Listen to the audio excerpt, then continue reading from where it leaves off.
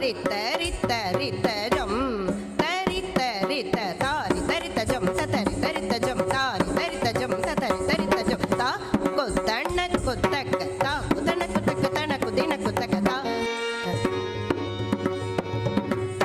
रित रित रित जम तरित रित तारि तरित जम तरि तरित जम तारि तरित जम तरि तरित जम ता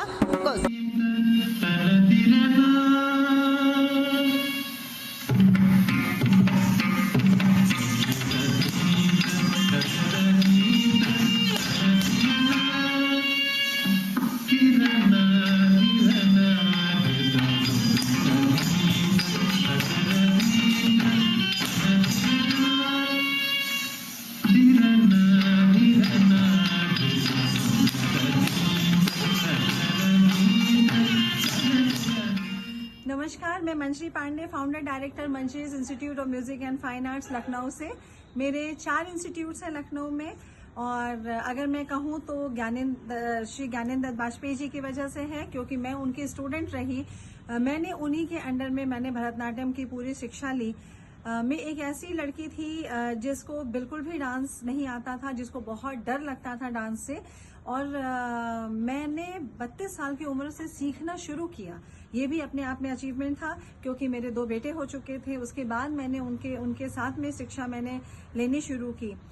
उन्हीं की वजह से मेरे अंदर कॉन्फिडेंस आया, उनकी वजह से मुझे एक रिदम की पहचान हुई। नमस्कार, मैं डॉक्टर संगीता चौबे, श्री ज्ञानेंद्र दत्त वाजपेयी जी की शिष्या हूँ। अपने व्यक्तिगत अनुभवों के आधार पर मैं सिर्फ इतना कहना चाहती हूँ कि वाजपेयी सर बहुमुखी प्रतिभा के धनी व्यक्ति हैं। वह न केवल एक अच्छे नर्तक कलाकार, बल्कि शिक्षक, लेखक, नृत्य संयोजक, दूरदर्शन के अग्रणी कलाकार एवं प्रदर्शनकर्ता भी हैं। नमस्कार, कलाकार के लिए कलाकार समूह के ओर से मैं डॉक्टर ब्रह्म बांधव बंदोपाध्याय एवं श्रीमती वीणा जोशी जी आप सभी का स्वागत करता हूँ। कलाकार के लिए कलाकार समूह का गठन एक महान उद्देश्य से हुआ है, और चूंकि कलाकार सृजनात्मक होते हैं और नित्य प्रतिदिन उनका सृजन होता ही रहता है, और इसके साथ साथ उनकी आजीविका भी जरूरी होता है। इस क्षेत्र में कुछ रोजगार की भी जरूरत होती है, मगर शुरू से ही कलाकार को वो सम्मान शायद नहीं मिल पाया जो मिलना चाहिए था। तो कुछ हद तक तो कलाकार को सम्मान मिला भी था पहले जमाने में, और आज भी काफी हद तक मिल रहे हैं, लेकिन सभी कलाकार को उनका उचित सम्मान मिले, ऐसा हमारी सोच है, हमारे इस ग्रुप का, इस संगठन का सोच है। और इसी सोच को आगे बढ़ाते हुए हम लोगों ने एक इस संगठन को गठित किया है,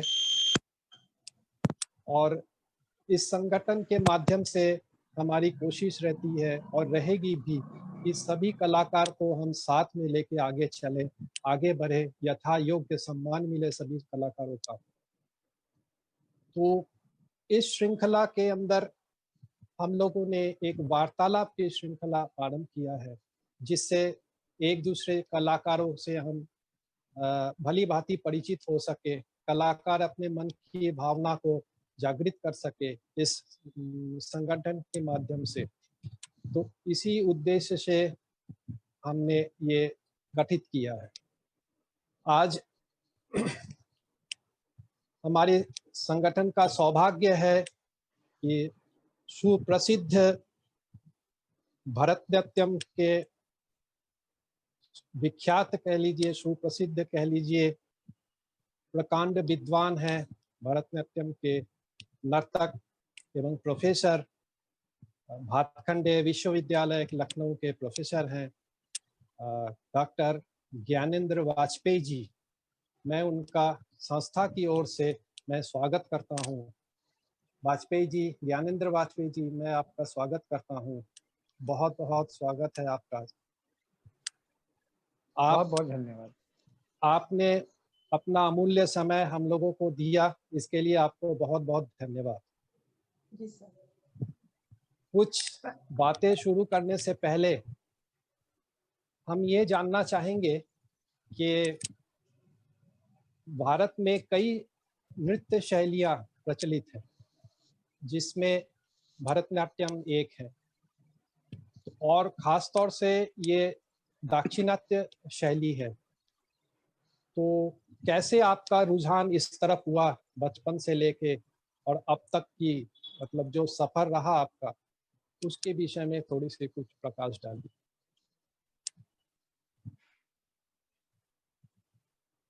धन्यवाद बंदोपाध्याय जी।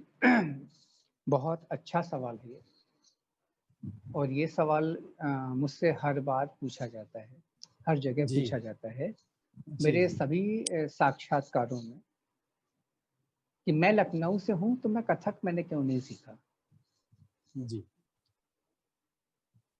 मैंने मुझे पहले जब एक्चुअली मेरी बड़ी बहन है, बड़ी बड़ी दीदी तबला बजाती थी बहुत अच्छा। She is a very good tabla player. और बीच वाली दीदी जो थी वो डांस में उनका इंटरेस्ट ज़्यादा था, वो डांस करती थी। लखनऊ में महिला कॉलेज एक है बहुत बड़ा, रिनाउंड, जी, और I think it is one of the oldest college in Lucknow. तो वो डांस सीखती थी वहाँ पे, तो घर आके प्रैक्टिस करती थी। तो उनको देख के मैं भी करता था।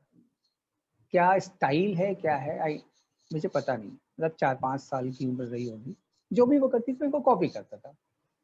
तो it unknowingly developed inside dance करना है।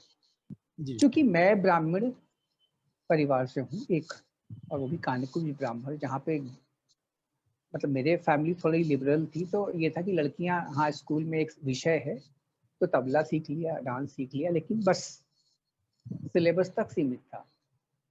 उसका मतलब प्रदर्शन, सार्वजनिक मंच पर प्रदर्शन निषिद्ध था। और मैं एक लड़का होके, पुरुष होके डांस के बारे में, नृत्य के बारे में सोच भी नहीं सकता।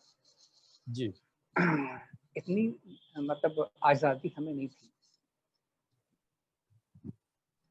तो हमारे यहाँ एक जब अगर कभी आप लखनऊ आए होंगे तो आपने देखा होगा, लखनऊ के बिल्कुल सामने एक रविंद्रालय करके प्रेक्षागृह बना है बहुत बड़ा, जी, जी, उससे लगा बाल संग्रहालय है। वहाँ पे क्या बाल संग्रहालय में छोटे बच्चे जो होते हैं, मतलब 14 साल से कम उम्र के बच्चे, वो सदस्य बन जाते हैं। तो लाइब्रेरी है, जो भी उनकी हॉबी क्लासेस होती हैं वो ज्वाइन करते हैं। उसमें डॉल मेकिंग है, judo, karate, cricket, football, acting, dance, music सभी होता था। तो गाना भी मतलब मैंने ट्राई किया। मुझे स्पोर्ट्स से मतलब ठीक है, मुझे देखने में अच्छा लगता है, बट उतना आई मीन इन्वॉल्वमेंट कभी नहीं हुआ। डांस क्लास मुझे हमेशा अटेंड करती थी, तो आई यूज टू स्टैंड देयर।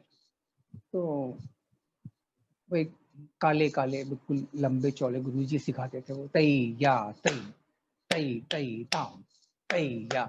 जब वाह क्या आवाज आती है पैरों से, ये वो देख के, तो जी, फिर उन्होंने गुरुजी ने देखा कि तो बच्चा रोज आके वहाँ दरवाजे पे खड़ा होता है। उन्होंने मुझे बुलाया, बोला कि बेटा क्या नाम है तुम्हारा। मैंने बताया, तो बोले तुम्हें अच्छा लगता है। हमने कहा बहुत अच्छा लगता है। तो बोले सीखोगे। हमने कहा बिल्कुल सीखूंगा। तो उन्होंने मुझे इनिशियल ट्रेनिंग देनी शुरू की। जी, वो आज हमारे बीच नहीं है, गुरु जी, लिंगेश पिल्लई, लेकिन जी, वो मुझ में जीवित है। जी, क्योंकि जो उन्होंने मुझे सिखाया, जो मेरा पद संचालन शुरुआत का, अंग संचालन, उतना शुद्ध मैंने बहुत स्कूल्स, कॉलेजेस, संस्थाएं देखी हैं, गुरु देखे हैं, पर उतनी बारीकी से फोकस किसी ने नहीं किया उन चीजों पे। जी, वो बाद में मुझे पता लगा कि अच्छा ये भरतनाट्यम है। फिर मैं उनसे सीखने लगा 3-4 साल। फिर वो कुछ अस्वस्थ हो गए, लेकिन मैंने उनको बताया कि मेरे घर में मना है ये, और मुझे अगर मालूम पड़ गया तो मेरे पिताजी मुझे बहुत मारेंगे। तो उन्होंने कहा कोई बात नहीं, मैं तुमसे कोई पैसे नहीं ले रहा हूँ, तुम सीखो। और उन्होंने मतलब एक वो लगाव सा हो गया मुझसे, अब वो मुझे सिखाते थे। तो फिर जब वो बीमार रहने लगे तो उन्होंने कहा कि बेटा तुम्हारा समय खराब हो रहा है, यहाँ पे भातखंडे संगीत विद्यालय है, जी वहाँ तुम जाओ और वहाँ पे एक अच्छी टीचर है, तुम वहाँ पे सीखो फिलहाल, जब मैं अच्छा हो जाऊंगा फिर तुम वापस मेरे पास आ जाना। मैं वहाँ जाने लगा भातखंडे, तो मैंने फिर सिलेबस के हिसाब से शुरू किया पढ़ना, मतलब डांस सीखना शुरू किया। लेकिन मेरे घर में किसी को पता नहीं था। मैंने वो मैनेज किया अपने ट्यूशन टाइम में, कि मेरी एक ट्यूशन लगी थी। मैं कहता था कि आज गुरुजी सर ने आज 2 घंटे की ट्यूशन बोले, अब 1 घंटा नहीं 2 घंटा होगा। तो मैं वो टाइम 45 मिनट 1 घंटा जो वहाँ टाइम होता था, मैं वहाँ पे डिप्यूट करता था और उसके बाद घर आता था। और उस समय जो कि इतना टाइम का फ्लेक्सिबिलिटी होता था कि लोग घड़ी देख के अच्छा हो गया, तो you know what I mean to say. जी तो मेरा सफर बढ़ता गया। वहीं पे बगल में कथक की क्लास होती थी, तो मैं देखता था जितने लड़के आते हैं वो थोड़ा लहरा के चलते हैं, ऐसे मतलब चाल उनकी अजीब सी हो जाती है। हम्म। मुझे लगता था ये मतलब क्या है ये? हम लोग भी तो डांस करते हैं, मतलब हम लोग के अंदर तो ऐसा कुछ है नहीं, मतलब डांस क्लास में जो कुछ भी है, नायक है नायिका है, खत्म हो गया। उसके बाद तो हम नॉर्मल लड़के ही हैं। लेकिन जहाँ हमने देखा ऐसे ऐसे, तो मेरा कभी मन ही नहीं हुआ वो सीखने का। हालांकि देखने में मुझे बहुत अच्छा लगता था। हमारे यहाँ उस समय 10 दिन का कथक नृत्य समारोह हुआ करता था, अभी वो सब कुछ खत्म हो गया है। जी I am very sorry to say. उस समय होता था तो इंटरनेशनल आर्टिस्ट आते थे, वो रविंद्रालय में परफॉर्म करते थे। मुझे देखने में बहुत अच्छा लगता था, really I used to appreciate that. लेकिन अपने यहाँ पे जो देखते थे कि वो लहरा के चलना, तो मैंने कहा अगर ये हश्र होना है तो मेरे माँ बाप तो हमको काट डालेंगे। तो फिर नमस्कार ही हो गया।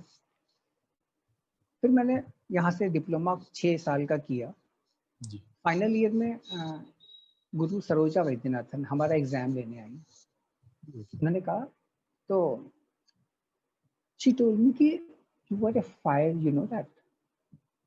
एक्चुअली मुझे ये सब तब टर्मिनोलॉजी पता नहीं थी।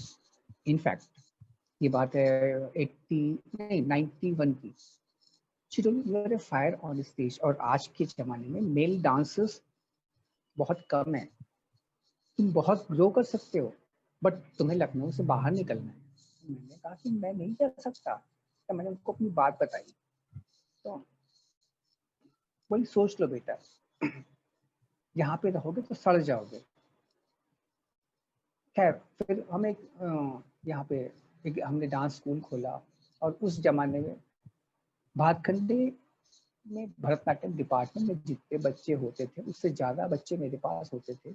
और वो क्रीम थी लखनऊ की, IAS IPS ऑफिसर्स के बच्चे हमारे यहाँ पे थे। मेन जो क्रीम एरिया है हजरतगंज चौराहे पे मेन मेरा क्लास था। ये बात है 91 से 94 तक मैंने उसे रन किया।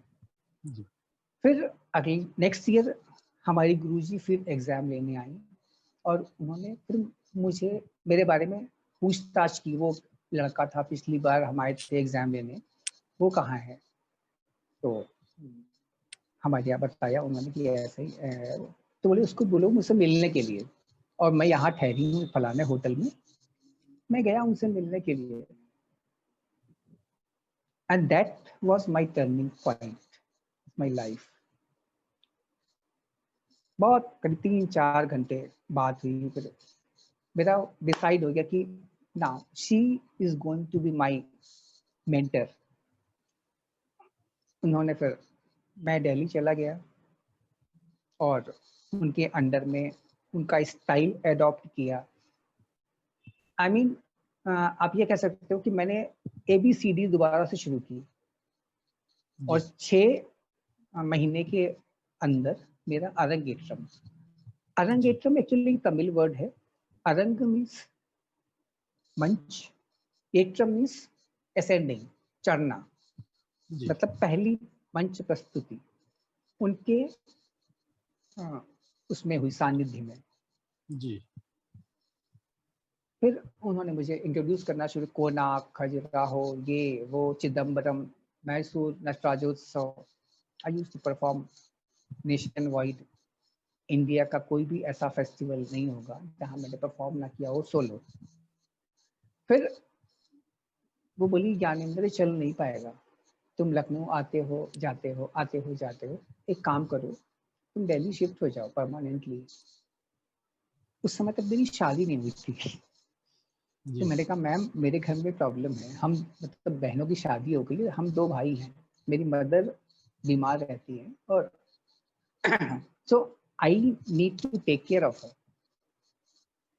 शांत हो गई। फिर खैर आनंद फानंद में उसी समय मेरे पिताजी बहुत बीमार हुए और डॉक्टर ने जवाब दे दिया था।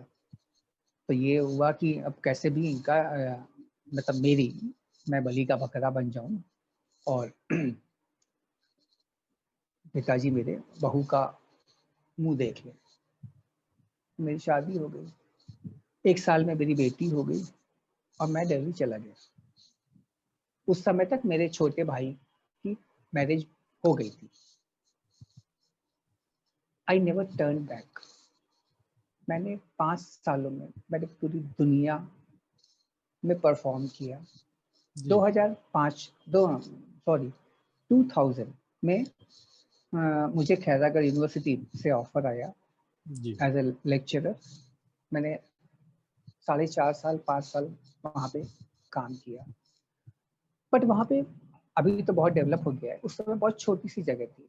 जी बीना से आप पूछेंगे तो बताएगी जी कोई स्कोप, मतलब मैं एक ब्लूमिंग आर्टिस्ट था, मेरे लिए कोई स्कोप नहीं था। परफॉर्मेंसेस के नाम पे जीरो। Actually, it's जी difficult for beginner, for not as Yes. a performer. As a Right. performer, it's very, very तो quite जो difficult. परफॉर्मेंस आते भी थे तो जो वहाँ पे बैठे हुए थे, जो मतलब क्या बोलते हैं आप उनको, हाँ हाँ बिल्कुल सही कह रहे हैं सर आप। वो हम्म, हड़प बहुत लेते अच्छा, थे। तो बहुत अच्छा। मेरे पास कुछ आता ही नहीं था। आई लेफ्ट द जॉब, मैंने अच्छा छोड़ दिया। परमानेंट जॉब था। सब मुझे बोलते थे कि अरे गुरुजी क्यों छोड़ रहे हैं आप, परमानेंट जॉब है, कहाँ जाएंगे, ये वो। मैंने कहा मुझे अपने ऊपर बहुत भरोसा है, अपने कर्म पे। जी मैं जहाँ भी जाऊंगा आप सर उठा के मुझसे बात करेंगे, सिर झुका के नहीं, ये विश्वास रखिए। मैंने छोड़ा। 3-4 महीने के बाद मेरा लखनऊ भातखंडे संगीत संस्थान में एज एन असिस्टेंट प्रोफेसर हो गया। 1 साल के बाद मुझे डेपुटेशन पे ICCR ने टोक्यो भेज दिया, भारत सांस्कृतिक केंद्र में। जी 3 साल रहा, वापस आया हूँ लखनऊ में, तब से यहाँ पे। क्या बात। और जितना हो सकता है कला की सेवा करने का प्रयास करता हूँ। एक छोटा सा प्रश्न मन में आ रहा है पंडित जी के, जैसे कथक नृत्य के संबंध में हम लोगों को पता है कि कई घराने हैं कथक नृत्य के, तो क्या भरतनाट्यम के भी कुछ घराने हैं ऐसे? बिल्कुल है जी जैसे? और लेकिन चूंकि हम एक बात है, भरतनाट्यम या मोहिनीअट्टम जितनी भी दक्षिण भारत की शैलियां हैं, चाहे वो नृत्य शैली हो या गायन वादन शैलियां हो, उसमें घराना शब्द का प्रयोग नहीं होता। उसे जी। बानी बोलते हैं। बानी जी बानी जी देसी शब्द है, बानी, वाणी नहीं, बानी। तो बानी बा, जी जी जी तो हमारी मतलब वहां भी है, बहुत डेवलप हुई है। तंजावुर सबसे पुरानी मानी जाती है, ओरिजिनल एक्चुअली।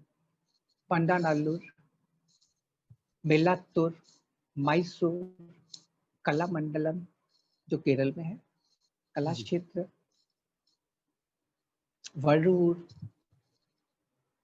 मोस्टली ये जो है वो जगह के हिसाब से, जैसे हिंदू यहाँ पे भी मतलब नॉर्थ में भी अगर आप देखें जितने भी घराने हैं वो जगह के हिसाब से हैं। लखनऊ, बनारस, आगरा, पटियाला, तो वहाँ भी जितने भी घराने डेवलप हुए हैं, घराने मतलब बानी, जी वो जगह के हिसाब से, जगह के नाम पे बहुत है। तब अभी 7-8 तो रिनाउंड है। अभी तो क्या है ना, जो स्कूल अपना एक कोई सीख के आया, उसका वो अपना अलग स्टाइल डेवलप करने की कोशिश करता है, अपनी अलग पहचान बनाने के लिए। तो कुछ अच्छे हैं, कुछ खतरनाक हैं। जो प्रयोग लोग करते हैं, जो समझदार लोग हैं, जो थोड़ा अध्ययन करके आते हैं, गहन अध्ययन करते हैं, उनके प्रयोग तो सार्थक होते हैं। आपको भी पता है, जो थोड़ा सा सीखा, 2-3 साल हाँ हम गुरुजी हो गए हैं और उन्होंने अपना एक घराना बना लिया है। तो वो घराना बहुत खतरनाक होता है, ना इधर का होता है ना उधर का होता है। आपको भी अनुभव होगा जी इस बात का। जी जी जी बताएं। जी। वीणा जी कुछ पूछेंगी आपसे? वीणा जी खुद हाँ डांस जी। की है। जी सर अच्छा लग रहा है आपकी बातें सुन के बहुत, इसलिए जी। बीच में इंटरप्ट नहीं करना चाहती थी। कोई बात हाँ नहीं। जी। सर ये अभी जैसे जो क्लासिकल डांस हम जो भी सीख रहे हैं, अभी 7-8 क्लासिकल डांस है, आपको क्या लगता है कि कहाँ है अभी क्लासिकल डांस और कहाँ तक जा सकता है? और जो हमारे जो बिगनर्स हैं, आई मीन जो एकदम अभी शुरू करते हैं बच्चे, उनके लिए थोड़ा सा आप एक गाइडेंस बताएं कि कैसे क्या, मतलब अभी जैसे आपने बताया आपने अपने इंटरेस्ट से शुरू किया, अभी आजकल तो क्या हो गया कि थोड़ा सा देखते हैं फिर सोचते हैं कि हम सीख ले कर ले, वो इतना लॉन्ग टर्म का हॉबी नहीं रहा उनका, मतलब लॉन्ग टर्म का एक पैशन नहीं रहा, वो it is like a hobby only. तो एक्चुअली जस्ट टेल आज मी के व्हाट। बच्चों में पेशेंस नहीं है, धैर्य नहीं है। हमारे यहाँ बच्चे आते हैं यूनिवर्सिटी में एडमिशन लेने, 1 महीने बाद बोलते हैं सर हमको वो इंडियन आइडल में जाना है या वो फलाना शो है, हमको उसमें आप उसको तैयार करवा दीजिए।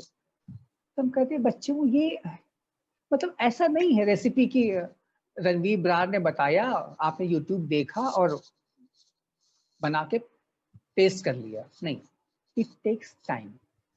हमें बच्चों का माइंड सेट करना है, उनको इस मतलब ग्रूम करना है उस हिसाब से। और जहां तक भविष्य की बात है, भविष्य बहुत अच्छा है। I assure you. वीणा कहाँ गई? Hello Veena. I am here. हाँ मैं ये कह रहा था, वीणा भविष्य बहुत अच्छा है क्लासिकल डांसेस का, बशर्ते आप समय के साथ बदलाव करिए उसमें। आप कोई भी विधा देखें, चाहे शास्त्रीय संगीत हो, उपशास्त्रीय हो, नृत्य हो, कुछ भी, उसमें समय के साथ सामयिक विषयों को, सामयिक परिवेश को आप शामिल करेंगी। मतलब मैं बहुत शुद्ध हिंदी बोलने लगा हूँ अचानक, तो नहीं सर एकदम सही कह क्षमा रहे हैं, करना। बिल्कुल सही। तो अगर आप उनको उसको आप शामिल करेंगी तो कोई भी वो हम भी है ना, हमारी बॉडी सपोज समय के साथ इसमें इम्यूनिटी अपने आप बढ़ती जाती है। अभी इतना पॉल्यूशन हो गया तो हमारे अपने आप उसमें इम्यूनिटी बढ़ती जाती है। उदाहरण हम आपको देते हैं, वजह क्या है, हम उसमें खान पान में बदलाव करते हैं। आप सपोज एक मच्छर मार दवा आप लगाती हैं, तो पहले एक कछुआ लगाती थी बहुत पहले, आज के जमाने में तो खत्म हो गया।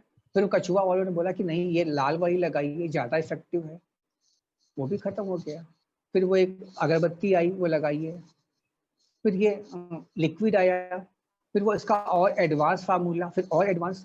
तो होता क्या है, मच्छरों के अंदर इम्यूनिटी बढ़ती है, खत्म हो मतलब तो वो असर खत्म हो जाता है। तो क्या है ना, अपग्रेड करती है जो मेडिसिन हैं या जो भी कीटनाशक हैं, वो अपने आप को अपग्रेड करते हैं। ऐसे आपको या कोई भी आर्ट फॉर्म है उसे अपने आप को अपग्रेड करना है। It can be lyrical form. Lyrical form मतलब आप उसके संगीत मतलब गीतों में आप नवीनता ला सकती हैं। आज के गीत, जो आज के जमाने में गीत पॉपुलर है, पॉपुलर इन द सेंस हम फिल्मी की बात नहीं करते हैं, फिर समझ लीजिए जिस तरह के गीत मतलब आधुनिक पद्य, मॉडर्न पोएट्री, आप उसको एडॉप्ट करिए और अपने संगीत में, अपने जो आप कथक यूज करती हैं आप उसको उसमें कन्वर्ट कीजिए और प्रेजेंट कीजिए। लोग उसको बहुत जल्दी एक्सेप्ट कर पाएंगे।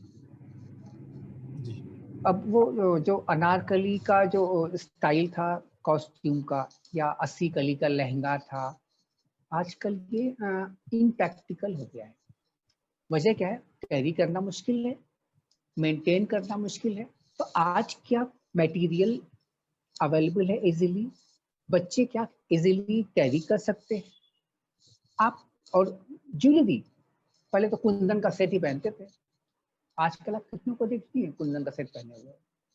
नहीं, आजकल तो लोग रोज नए वुड का, लकड़ी का, शंख तो हम का। स्पेशली जाते थे शॉप में, ये कहते थे कि कुंदन का ही चाहिए क्योंकि बोला है कुंदन का। Actually that's what I am saying. तो अभी क्या ना, आप उसको मॉडिफाई करो वो मॉडिफाई करो। म्यूजिक जरूरी नहीं कि आप खाली तबला, सारंगी, हारमोनियम पे नहीं, आप कीबोर्ड ले लो, वॉलिन लो, गिटार लो, और भी ऑक्टोपैड ले लो। हाँ, लेकिन उसको अपने रिदम पैटर्न पे आप उसको यूज करो। वेस्टर्न इंस्ट्रूमेंट्स को इंडियन पैटर्न पे आप यूज करो, it will be mind blowing.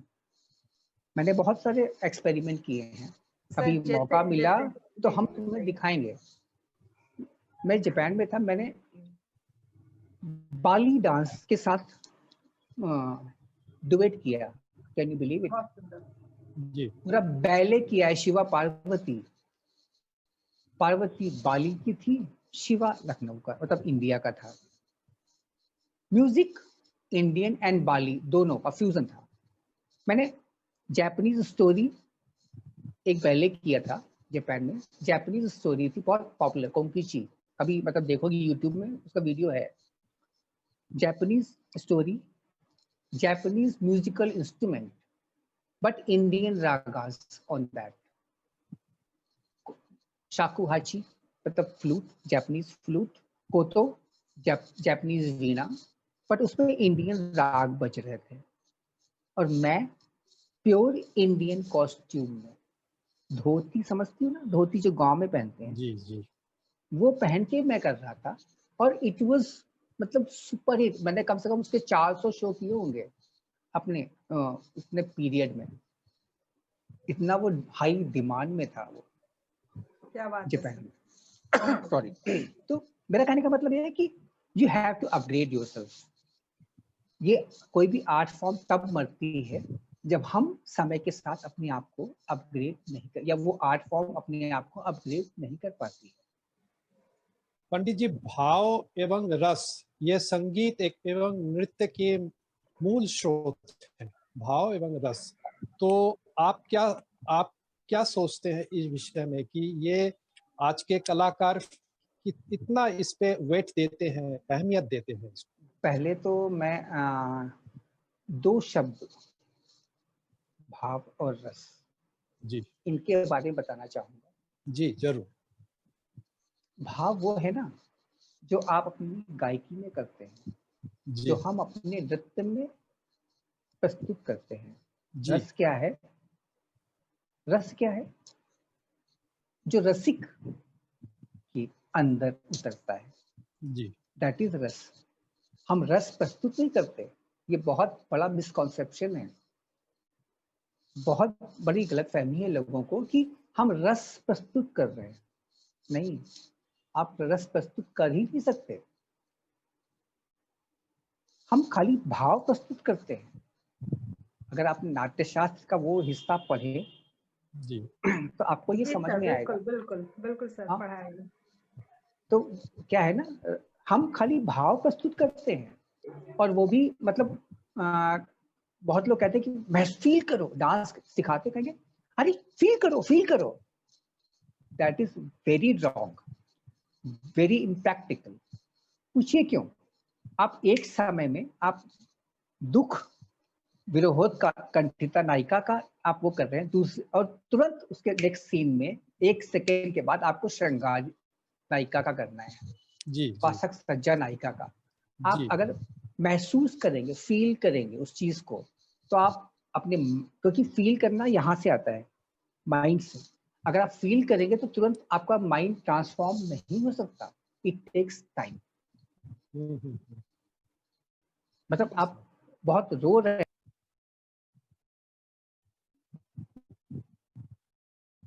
उसमें आपका क्या रिएक्शन कैसा होगा, आप ये सोचिए। इसलिए भाव जो होता है, हम दिखाते हैं अपने हाथ पैर, मतलब फिजिकल फीचर्स, फेशियल फीचर्स और बॉडी के द्वारा। लेकिन रस जो है, वो रसिक जो हमारे श्रोता है, हम गाने में जो भाव पैदा करते हैं, वो श्रोता जो सुनते हैं, वो रस है। जी, हम आस्वादन करते हैं। जी, जी, जो डांस करते हैं, नृत्य करते हैं या जी, नाटक करते हैं, जो सामने वाला देख के जो महसूस करता है, जो फील करता है, वो रस है, आस्वाद। बहुत बहुत सुंदर आपने एक्सप्लेन तो किया। जी, बहुत सुंदर। हाँ, जी, वीना जी। सर कोई एक ऐसी मेमोरी जो आप शेयर करना चाहें हमसे? वैसे बहुत इस सारी होंगी लेकिन एक संदर्भ में, रिगार्डिंग डांस ओनली, आप डांस के बारे में ही बताएंगे, होता है। हाँ, जो जो मेमोरेबल हो आपके लिए। बिल्कुल। एक समय मेरे मतलब मेरी परफॉर्मेंस में ही बात करूंगा, एक नहीं 2 बार ऐसा था कि actually I forgot my self. पहला ओकेजन है मार्च 2000, फेस्टिवल था टोक्यो में। मतलब इतना ह्यूज गैदरिंग, इंटरनेशनल क्राउड, और मुझे इंडियन एम्बेसी की तरफ से भेजा गया था as an Indian representative for जी, डांस। जी, इट वाज वेरी मतलब हाईएस्ट ऑनर फॉर मी। मैं बहुत नर्वस था, I tell you. I was मतलब इतना मतलब पसीना, हाथ का मेरा नाम अनाउंस हुआ, म्यूजिक ट्रैक शुरू हो गया मुझे, but the moment I ascended on the stage, I forgot myself. I was doing a composition on Lord Shiva. पूरे उस समय मुझे लगा कि वो साक्षात मुझे कुछ दिख ही नहीं था, लगा साक्षात सामने शिवा हैं, मेरे मेरे प्रिय आराध्य देव, जी, और मैं उनके लिए कर रहा हूँ। और दूसरा मौका था, फेस्टिवल ऑफ इंडिया था, और मेरे आगे मेरे सामने मनमोहन सिंह और शिंजो आबे दोनों बैठे थे। वो एक वाकया था, जी, मतलब when I forgot my self, क्या बात है। मतलब ये बहुत यादगार। बड़ी बात है, बहुत बड़ी बात है सर। डांस का बेसिकली, डांस म्यूजिक या फिर कोई भी इंस्ट्रूमेंट, संगीत का मतलब ये है कि हम अपने को भूल जाए और हाँ, वहां नहीं तक मुझे लगा पहुंचे। कि दैट टाइम आई, मतलब कुछ दिखता ही नहीं था मुझे, सिर्फ एक सामने एक मूर्ति सी है, आनंद तांडव, बस मैं उनके लिए कर रहा हूँ खाली। पंडित जी, आप तो संस्थागत शिक्षा से जुड़े हुए हैं जी और प्रैक्टिकली भी आप बहुत बड़े नामी परफॉर्मर भी हैं। तो आपको जैसे संस्थागत शिक्षण संस्थानों में शास्त्र को भी प्राधान्यता दी जाती है, बिल्कुल। क्या प्रैक्टिकल लाइफ में इन शास्त्र का आपके प्रैक्टिकली परफॉर्म करने में कोई कारगर या उपयोग होता है शास्त्र का?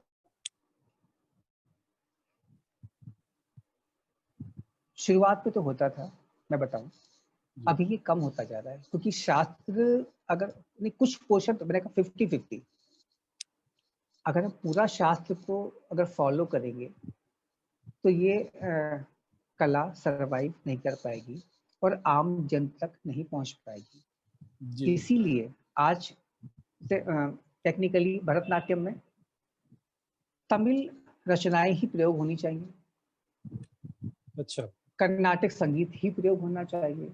अच्छा, लेकिन अभी क्या है, अभी तबला, कीबोर्ड, सिंथेसाइजर लोग यूज करते हैं जरूरत के अनुसार, ऑक्टोपैड यूज करते हैं स्पेशल इफेक्ट के लिए, और हिंदी गजल पे लोग करते हैं तो Urdu, Kashmiri poetry, French poetry, I mean ऐसी कौन सी भाषा है जिसपे लोग नहीं करते? जी, तो यहाँ पे शास्त्र कहाँ रहा? जी, वजह हमें आम लोगों तक पहुंचानी है अपनी बात, हमें अपनी कला को क्या बोलते हैं ग्रहणीय बनाना है उनके लिए, तो हमें उनको उनकी भाषा में समझाना है। पहले बहुत क्लिष्ट मुद्राएं यूज करते थे नृत्य के समय भाव बताने के लिए, आजकल आप देखिए, मतलब जो बहुत अच्छे डांसर्स हैं, रमा वैद्यनाथन है, जानकी रंगराजन है, वो शायद भाव बताते समय शायद ही कोई मुद्रा यूज करते हैं, बट रॉ है यूज करते हैं। बट यहाँ पे ना सब कुछ है, आदमी खाली यही देखता है, मुद्राएं नहीं देखता उस समय। तो वहां शास्त्र खत्म हो जाता है, वहां आत्मा एक माइंड दूसरे माइंड से कम्युनिकेट करता है। आईज आईज से कम्युनिकेट करती है, हार्ट हार्ट से कम्युनिकेट करता है वहां पे अपनी बात बताने के लिए। मुद्राएं ये सब शास्त्र वहां गौड़ हो जाता है। आप अपनी बात को कैसे दूसरे के, शास्त्र का मतलब क्या है, शास्त्र क्यों बनाया गया है?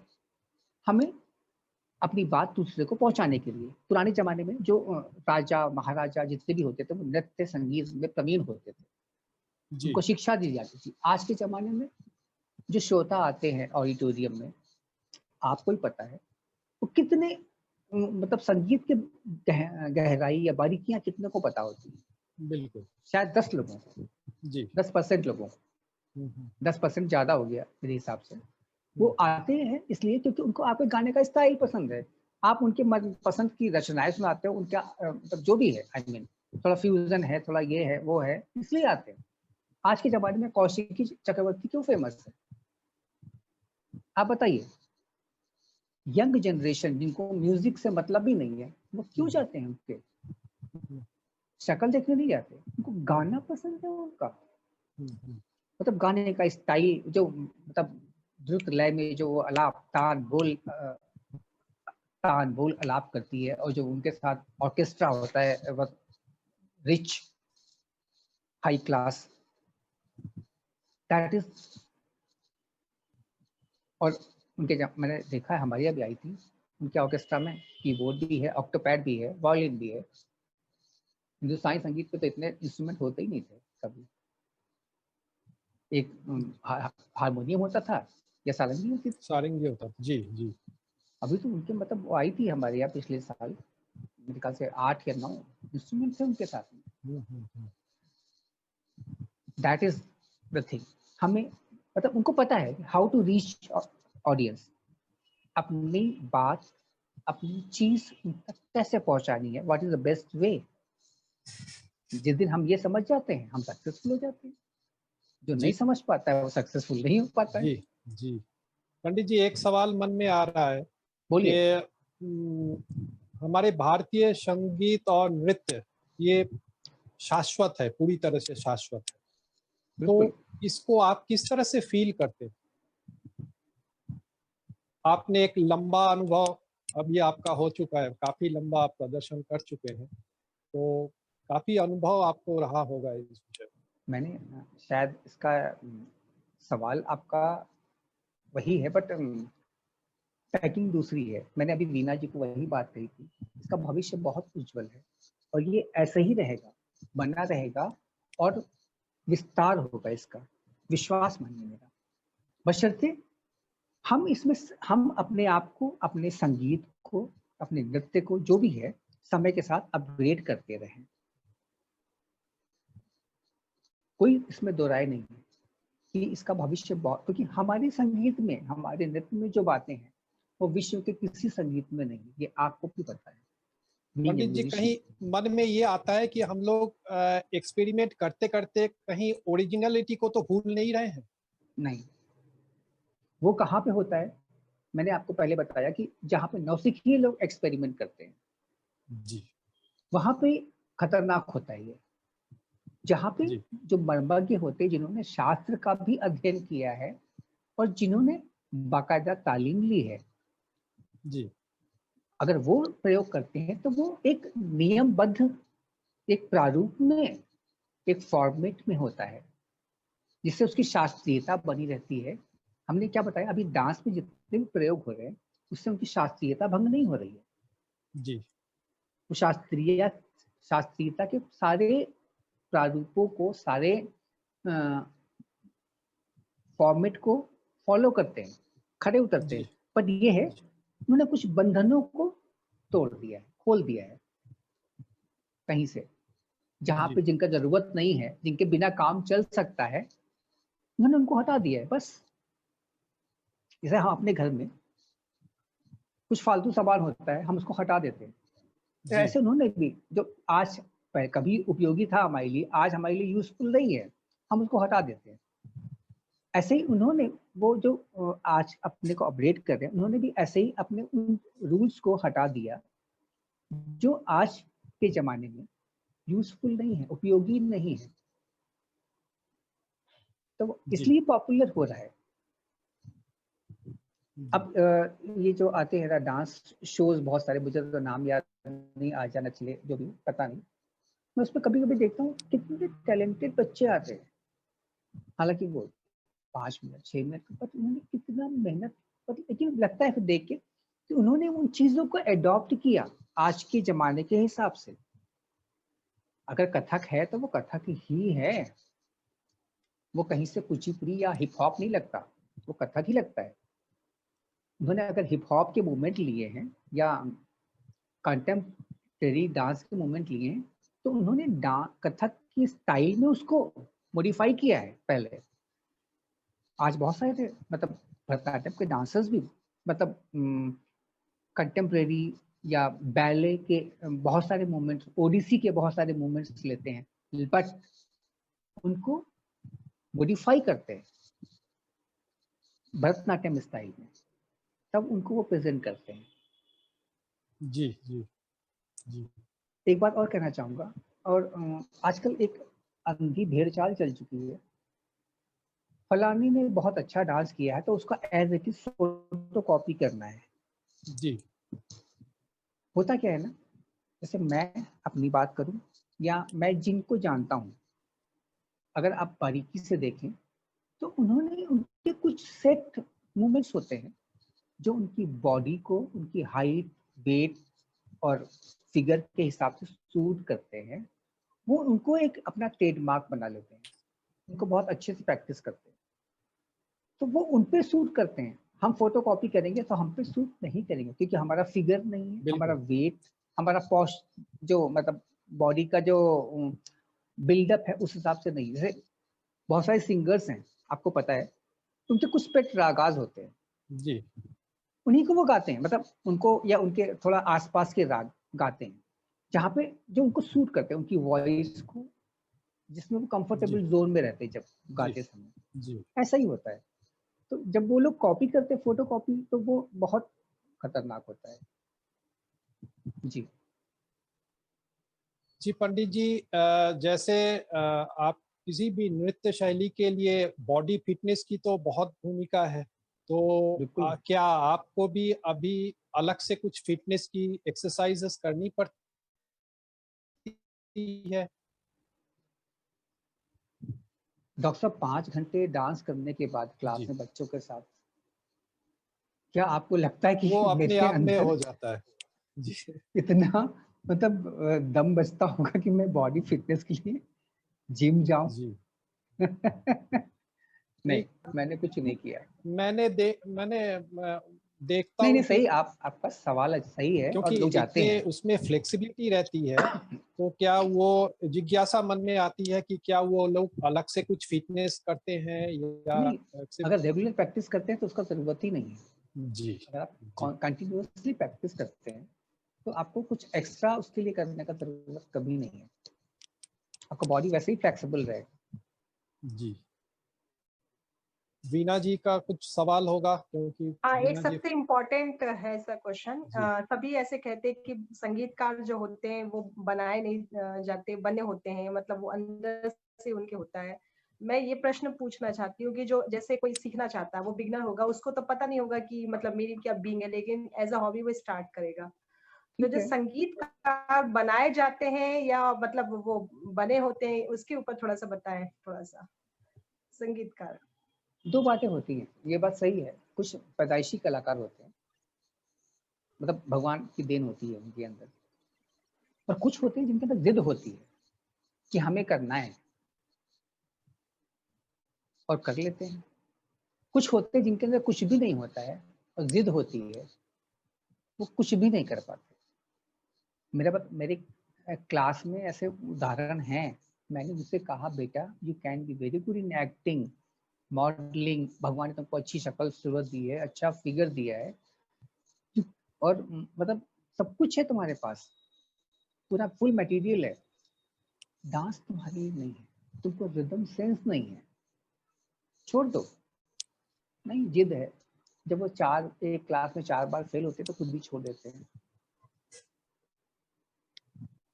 तो मतलब कहने का ये है कि आपको 1-2 साल में आपको समझ में आ जाता है एक टीचर को कि वो कैपेबल है या नहीं है।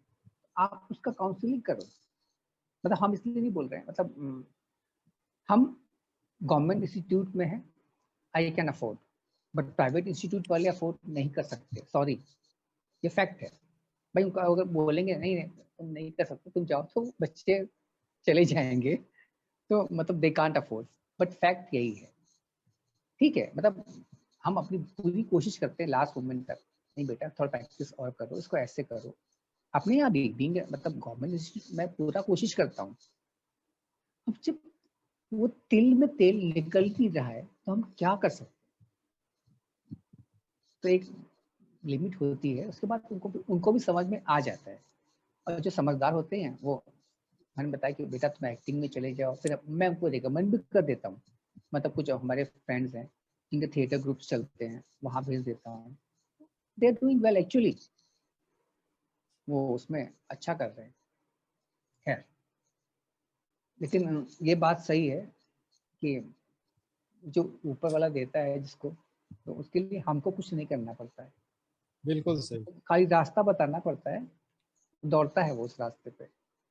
सभी तो कलाकार नहीं बन सकते हैं, सीख जरूर सभी लोग सकते हैं, बाकी कलाकार तो ऊपर वाले की कृपा होगी तभी बन सकता है, वो बन के ही आता है। जी, लेकिन मेरा एक मानना है कि इससे एक फायदा ये होता है कि भले ही वो बहुत अच्छा परफॉर्मर ना बन पाए, बट एक बहुत अच्छा श्रोता दर्शक जरूर बन सकता है, एक बहुत अच्छा आलोचक बन सकता है, क्योंकि उसको सारी बारीकियां पता होती हैं। जी, सीखने की प्रक्रिया में उसको सारी बारीकियां पता होती हैं कि पोस्चर कैसा होना चाहिए, अब अच्छा भाव में ये ऐसे नहीं होना चाहिए, ये मतलब जो हाथ इसने रखा है ऐसे होना चाहिए, या गाने में भी इसका ये सुर देखो गड़बड़ है, यहाँ पे ताल इसका चला गया है। तो ठीक है, मतलब वो खुद कलाकार नहीं बन पाया, बट उसको समझ उसके अंदर एक विकसित हो जाती है संगीत के लिए, एक पर्टिकुलर आर्ट फॉर्म के लिए। पंडित जी, जब नृत्य की बात होती है तब जनरली ये कहा जाता है, मतलब प्राचीन काल से ये ऐसा ही एक दिमाग में ध्यान धारणा है कि ये महिला प्रधान है, स्त्री प्रधान है। तो चूंकि आप पुरुष हैं और कई लोग इसमें और भी लोग अभी बहुत ज्यादा इन्वॉल्व हैं पुरुष, तो क्या पुरुष होने से आपको कोई दिक्कत आई किसी भी नृत्य शैली को अडॉप्ट करने में? मैंने बताया शुरू में तो दिक्कत आई ही। जी, फिर जब मेरे फोटो छपने लगी पेपर में, तो सब पहले पिताजी थोड़ा नाराज हुए, ये वो।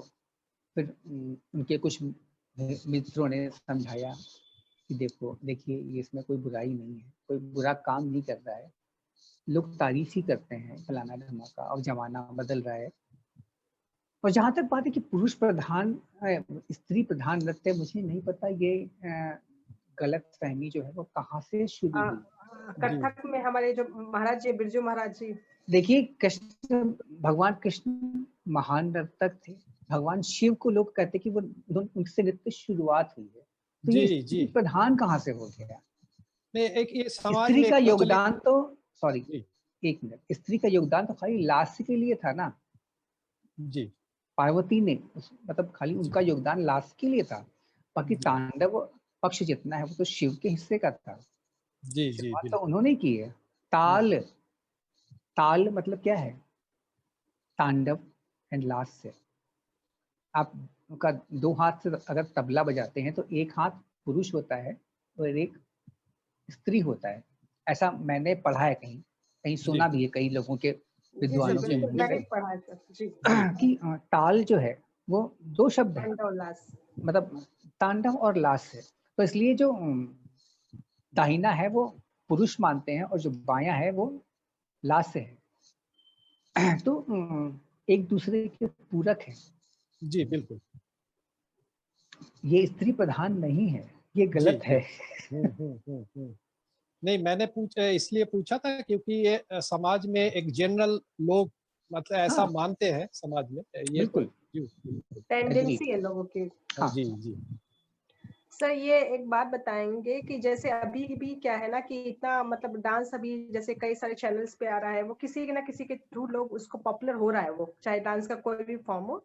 लेकिन बेसिकली अभी भी एक है जो लोगों के माइंड में है कि जैसे वो उसको एज अ हॉबी लेते हैं, अगर वो जैसे इस पे अगर मनी खर्च भी करना चाहे तो वो उसको मतलब काफी उस पर रखते हैं, पहले प्रायोरिटी पे स्टडीज है, पढ़ाई है, कोचिंग सेंटर, ट्यूशन सेंटर है, लेकिन वो डांस पे वो इन्वेस्टमेंट नहीं करना चाहते हैं जो बेसिकली। तो इसको कैसे ग्रोथ किया जाए, इसको कैसे मतलब लाइक सोसाइटी में इसको और कैसे इसको इन्वॉल्व किया जाए कि जिससे डांसर्स का भी भला हो, गुरु का भी भला हो, और स्टूडेंट्स भी ज्यादा से ज्यादा अवेयर हो पाए इस चीज के लिए। जी। क्या है ना वीना, आपको क्या मुझे लगता लगता है है कि ऐसी क्या कमी है जिसकी वजह से अभी भी वो उस जगह तक नहीं पहुंच पाया जहां इसको पहुंचना चाहिए एक्चुअली में? सही कह रही हो। जैसे जैसे एक डॉक्टर को जिस उसके साथ मतलब जिस रिस्पेक्ट के साथ, जैसे एक जनरल एक बात होती है तो कहते हैं कि लाइक जैसे बच्चों को डॉक्टर बनाओ, इंजीनियर बनाओ, ऐसा अभी भी वो चीज नहीं आई कि बच्चों को डांसर बनाओ वाली बात। इसमें जी मतलब हमारा या तुम्हारा या किसी टीचर का कोई कसूर नहीं है इसमें। हम क्या है ना, हमारे जो फैमिलीज हैं, हमारी इन द सेंस की भारतीय जो आम परिवार हैं, वहाँ पे संस्कृति का इतना मतलब समझ नहीं है।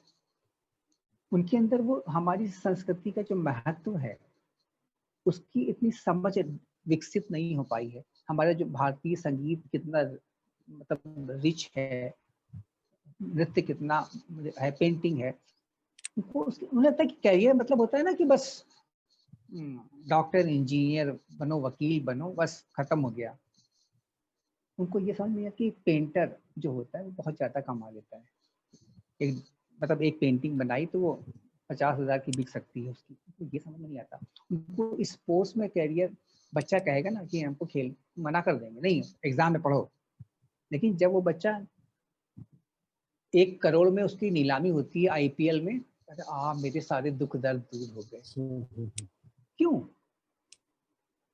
हमारे यहाँ मैंने कभी अपने बच्चों को, मैं बताऊं आपको, मैंने कभी अपने बच्चों को नहीं रोका। उन्होंने जो चाहा जिंदगी में मैंने उनको करने की छूट दी। मेरे कोई भी बच्चे डांस करते हैं, डांसर हैं, बट कैरियर नहीं बनाया उन्होंने, कोई बात नहीं, but they are dancer, they learn wholeheartedly. तो मेरा कहने का मतलब ये कि हमको पहले एक समाज को शिक्षित करना है, समाज के अंदर वो संगीत नृत्य की समझ पैदा करनी है।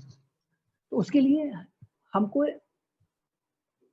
उस तरह के माध्यम विकसित करने हैं जहां तक हम पेरेंट्स तक पहुंच पाए। जैसे वीना, आप हमसे बात कर रही थी कि पेरेंट्स वो करते हैं, आप एक ग्रुप बनाइए बच्चों का। हेलो जी जी जी वीना, सर, जी जी जी हाँ, जी सर। आप एक बच्चों का ग्रुप बनाइए, जो आप सिखाती है ना क्लास में, उसका वीडियो बना के डाल दीजिए, और उसमें कुछ शास्त्र की बातें कि बच्चों ये कल प्रैक्टिस करके आना।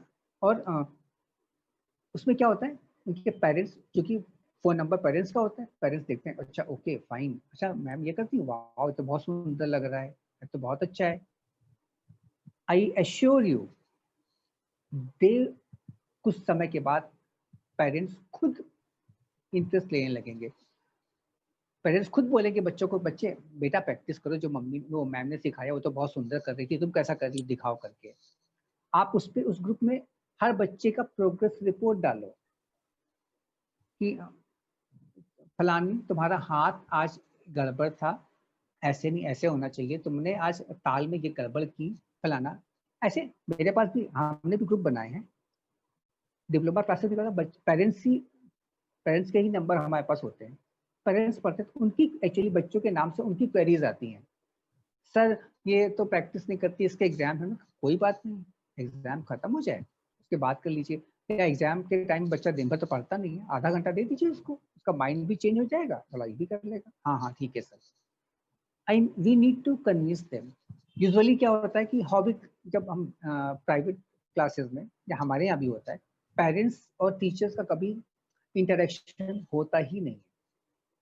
बच्चे आए, क्लास में चले गए, पेरेंट्स बाहर खड़े रहते हैं। तो हमें लगता है कि जैसे स्कूल में पीटीएम होता है, मतलब म्यूजिक हॉबी क्लास जिसको हम अभी बोलते हैं, मेरे हिसाब से एक्टिविटी क्लास बोलना चाहिए, वहां पे भी पीटीएम जैसी चीजें होनी चाहिए। बच्चे मतलब पेरेंट्स और टीचर्स में जो है इंटरेक्शन होगा। अगर पेरेंट्स को बच्चे का प्रोग्रेस समझ में आएगा, क्योंकि पेरेंट्स पैसे देते हैं, अब वो उसका पूरा पैसा वसूल करना चाहते हैं, अपने पैसे का पूरा वैल्यू चाहते हैं। तो जब आप उनको बताएंगे, उनसे इंटरेक्ट होंगे, तो वो डेफिनेटली बच्चे को थोड़ा इंकरेज करेंगे। बट आई एश्योर यू कि आप एक बार थोड़ा एक्सपेरिमेंट ये करके देखिए, वीडियो डालिए, जो भी क्लास में सिखाती हैं अलग अलग ग्रुप्स में, बहुत फर्क पड़ेगा इसका। हमने देखा है हमारे यहाँ बच्चे ड्रॉप आउट बहुत कम होते हैं, फीस की वजह से नहीं, इसलिए कि उनको उनकी जो भी डाउट्स होते हैं, जो भी उनको समझ में आता है कि नहीं, बच्चे खाली वहाँ टाइम पास करने नहीं जाते, it's not a hobby class. Exam भी होता है तो वो बोर्ड एग्जाम है, 2 पेपर के बीच में 1 दिन का गैप है, तो बच्चा क्लास में आता है, सर हम मिस कर जाएंगे इसलिए हम आ गए। That is the thing that has to be developed. वो इसलिए है कि हम पेरेंट्स से इंटरेक्ट करते रहते हैं। Any other question? जी पंडित जी, क्योंकि हमारा ये ऑर्गेनाइजेशन कलाकार के लिए कलाकार है, जिसके साथ आप भी जुड़े हुए हैं, तो कुछ आप दिशा निर्देश दें हम सभी लोगों को, इस संगठन को आगे बढ़ने में मदद मिले।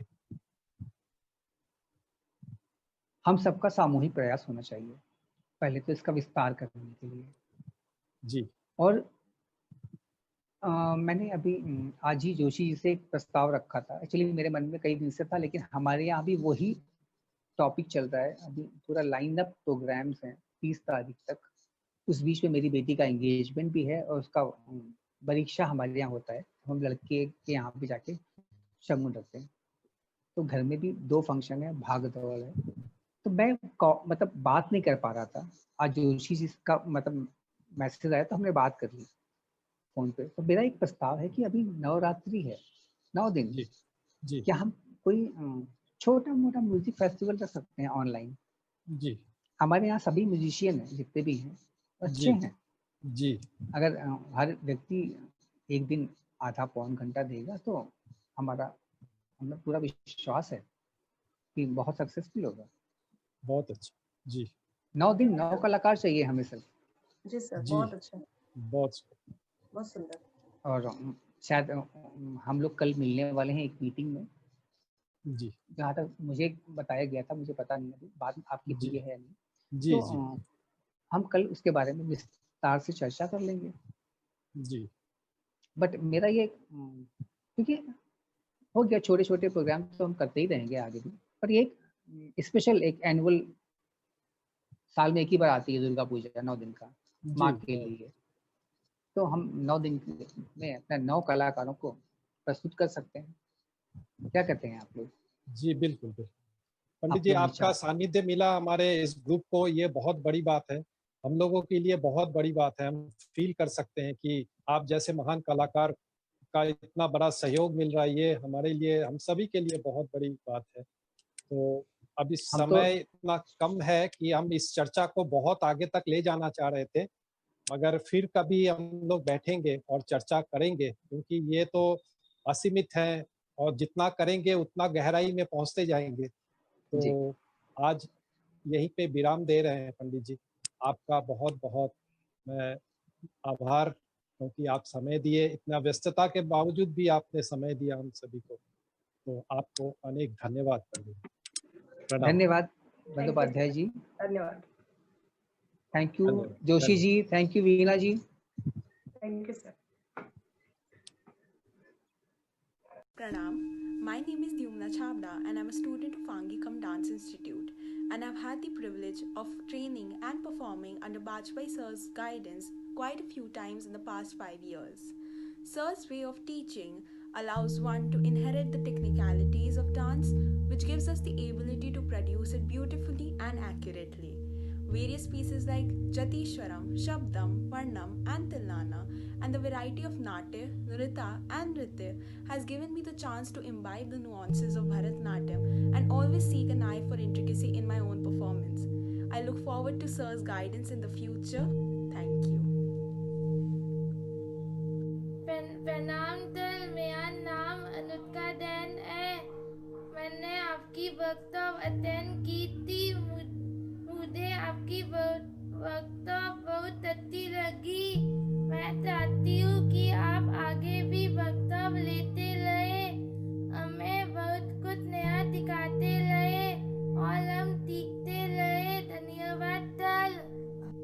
प्रणाम, मैं अस्मी फिलिप आंगिकम डांस इंस्टीट्यूट के 5th ईयर की छात्रा हूँ और मैंने निकिता मैम के मार्गदर्शन में ज्ञानेंद्र वाजपेयी सर की वर्कशॉप अटेंड की, जिसमें मुझे अच्युतम केशवम, कौतुकम और शब्दम सीखने का अवसर प्राप्त हुआ।